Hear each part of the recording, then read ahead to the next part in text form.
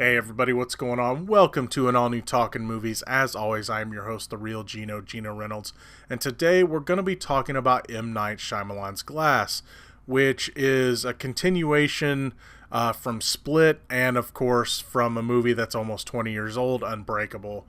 I will warn you that, especially when it comes to the endings, I guess I'll say, I will probably get into spoiler territory because I do just want to talk about them. For those that don't want to be spoiled, I'll say this. While this movie has its issues, especially with exposition and with balance of character on when to know when to use characters and not going to characters for long times and things like that, as a fan of Unbreakable, I did enjoy spending more time with these characters. That being said, don't expect an amazing movie. If you like Unbreakable, if you like Split, you'll probably like this one too, but it's not going to be as good as you hoped it would be if you're a fan of them. What this movie's about, it takes place a little bit after Split, where David Dunn, who now runs a security company with his son. They run this security company, but it's also kind of a hiding in plain sight superhero lair where he goes on missions and has radio contact with his son. They're tracking down the Beast, and they eventually find him, and after they battle, both of them are arrested and taken to a mental institution and are going to be treated for delusions of grandeur and delusions of being superheroes. This doctor wants to convince them that they're not really super, that it's just all in their mind. And of course, when they get to this mental institution, they also find that they're in there with David Dunn's old adversary, Elijah Price, also known as Mr. Glass. As I said before, I enjoyed this movie. It wasn't as great as I'd hoped it would be, but I did enjoy spending time with these characters again.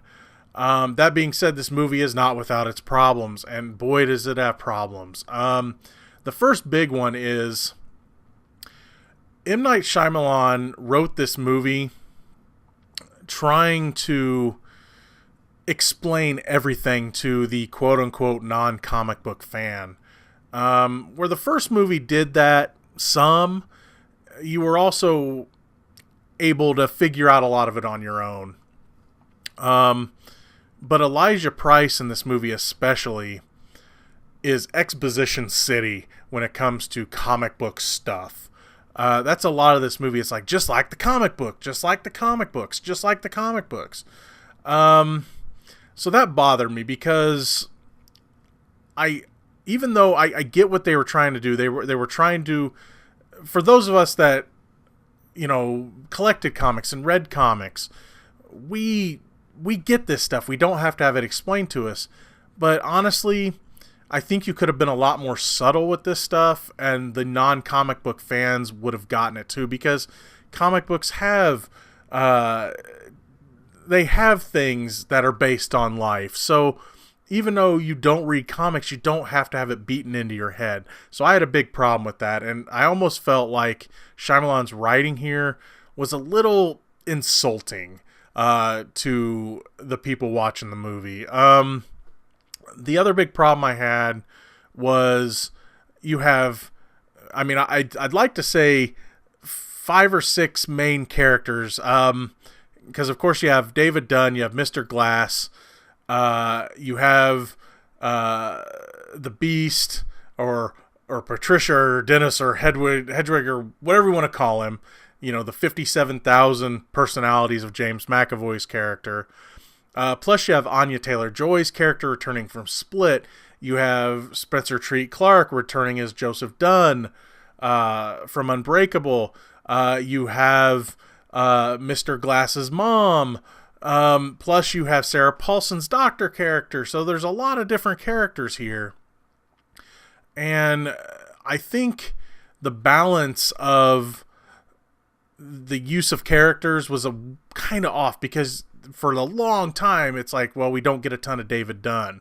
And then, even though the movie is called Glass, I did like when they focused on Samuel L. Jackson's character. I mean, it is named after him. But I think they needed to find a better balance there.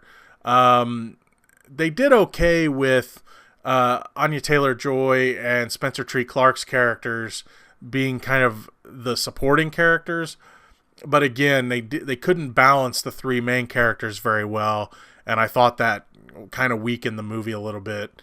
Also, where I know Split was PG-13, but even at PG-13, James McAvoy came off as creepy as the Split personality character, whereas in this one, unfortunately, a lot of it comes off as silly.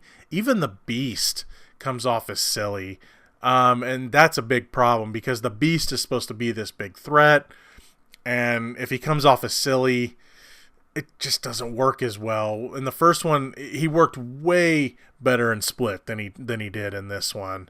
I did like seeing what they did, despite the exposition. I did like what they did with Elijah Price.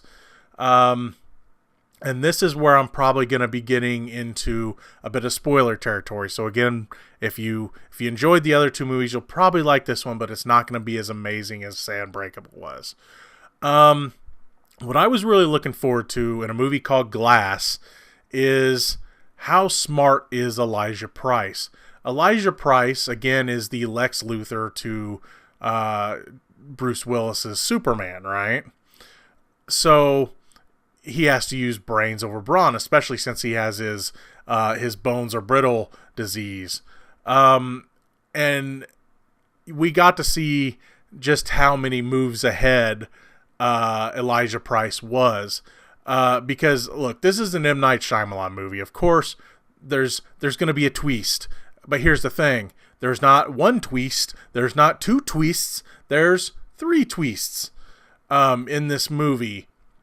The first is that, and you can, as a comic book fan, and honestly, if you're just, I think anybody could have figured this out, this first one. I had this hunch, and again, big spoilers here.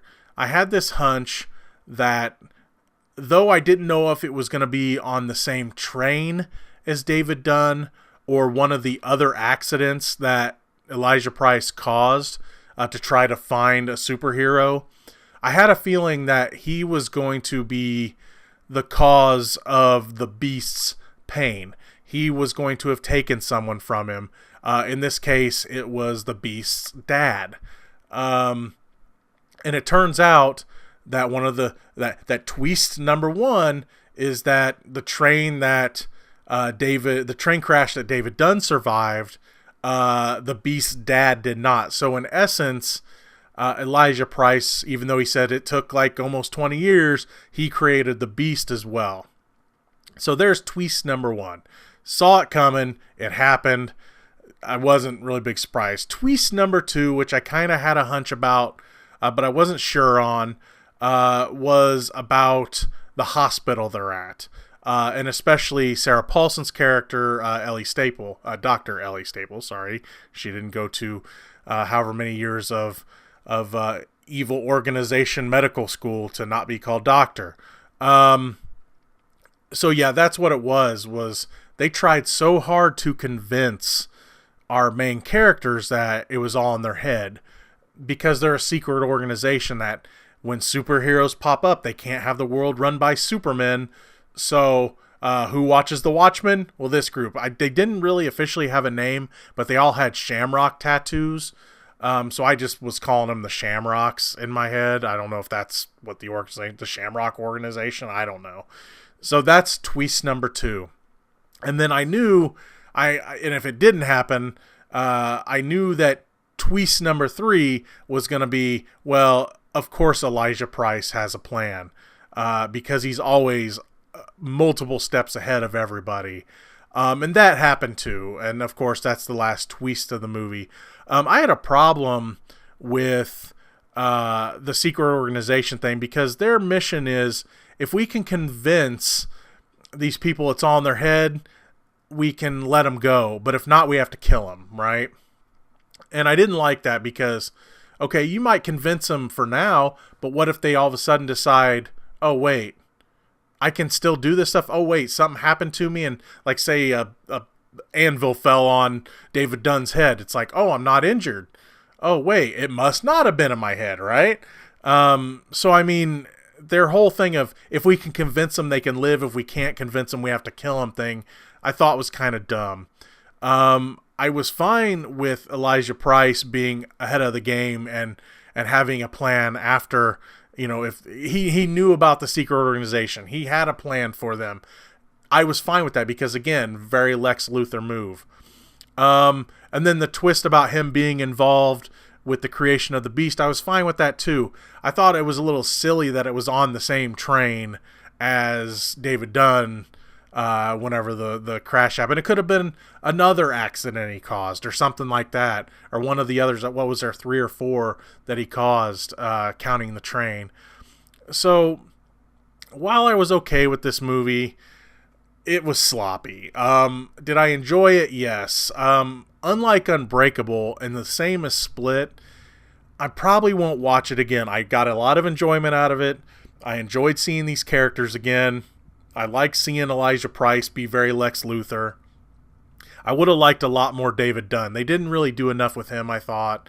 Though I did enjoy that him and his son kind of had the secret superhero organ, or the secret superhero base in their security store. So I like that. But I think they could have done a lot more with him. And then the secret organization part, I think, was the weakest part. But then again, watching Elijah Price beat them made it worth watching for me. But again, I probably won't watch it again.